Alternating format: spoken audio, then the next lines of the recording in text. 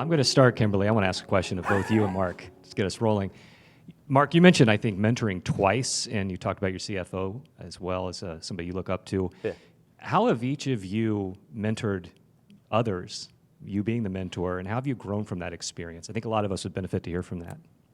Yeah, so for me, it was in a different experience where it was reverse mentoring that was happening in that space.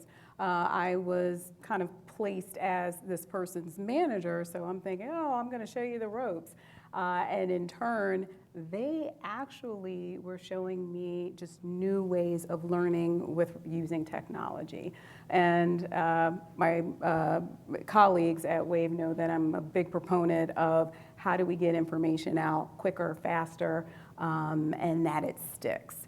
So with that, the experience was reversed for me, just to learn and deepen that relationship that I had with that person, open line of communication, but also we were trading skills. I was giving them a deeper knowledge of human resources, but this person was coming in with the technology piece.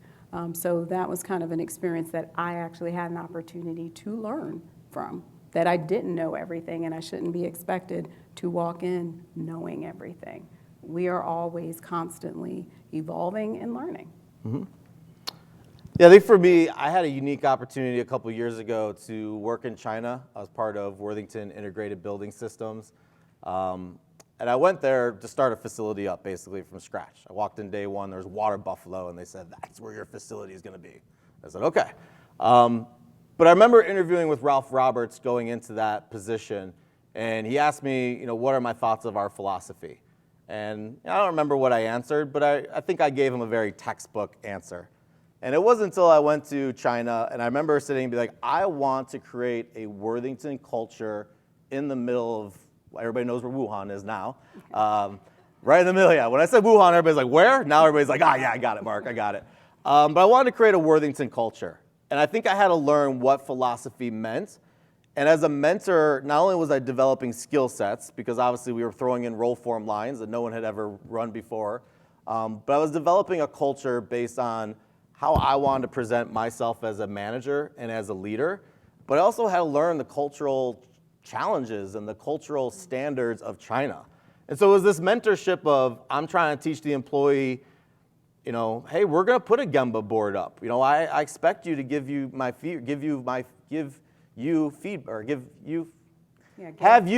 feedback. Thank you. Take that off the tape, Adam. Edited. Yeah, edit please.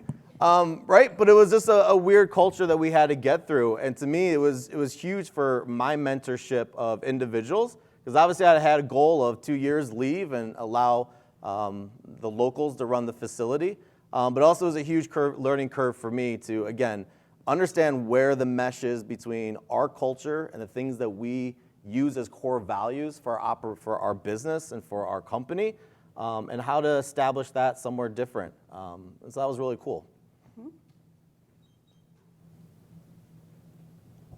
Yeah, I actually had the privilege of going out to Vegas when Mark was running it.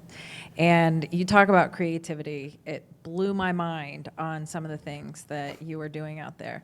But my question is during that time when you were doing the Plinko and the skee ball and all that, the human battleship, what was your retention numbers at that point?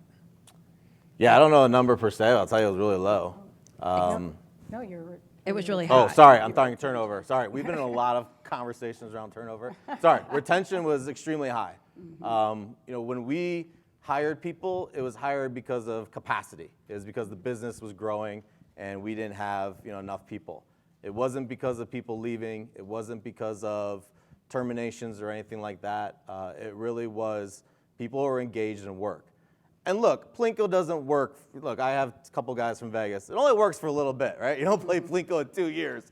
You do it for a couple months, and then you move to the next thing. But you try to keep the ideas fresh. You try to attach leadership with some funky ways of keeping employees involved. Vegas was huge in the competition, and so I leveraged that as much as I could.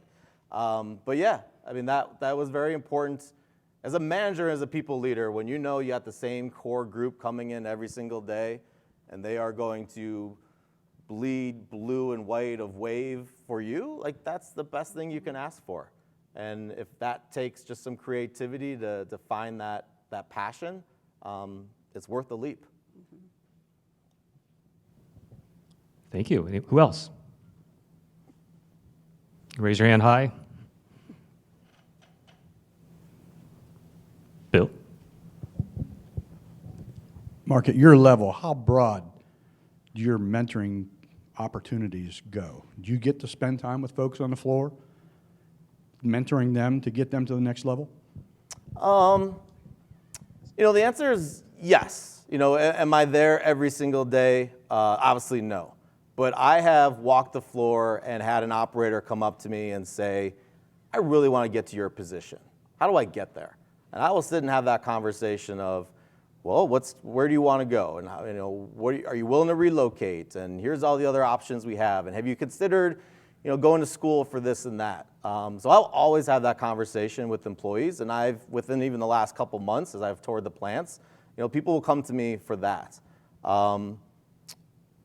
I certainly have a greater mentorship for my direct reports.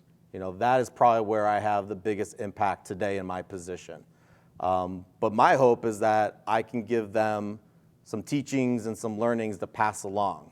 And so, right, it's that whole pay it forward type of concept of, hey, if I can get you on board and thinking, learning and developments, and you're passionate about what you're trying to do, then it filters down. But yeah, I would love an opportunity to probably have more of an impact. It levels down, but you pick and choose. Not pick and choose, you just find those opportunities.